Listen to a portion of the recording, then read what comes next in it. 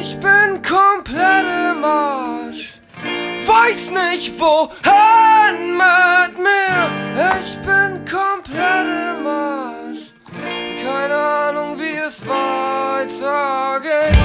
Ich bin komplett im Arsch, zu viele Fragen stellen.